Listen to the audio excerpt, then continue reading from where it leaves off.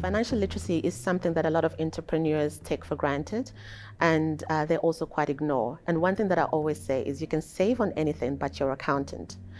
Look, we all have different skills and capabilities.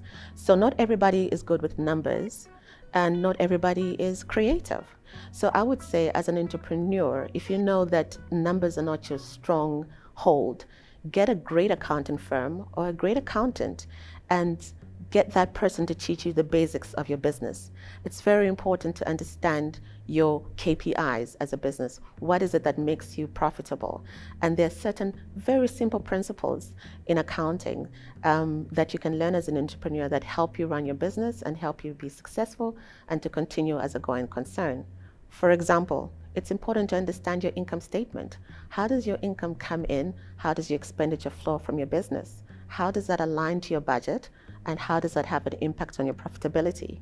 So all those types of things I would say are some of the critical things that entrepreneurs need to understand.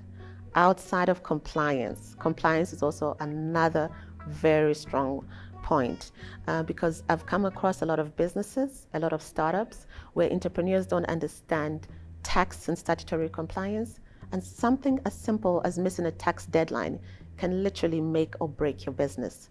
So I would say focus on your income statement, understand your income and expenditure, and understand tax compliance and statutory compliance.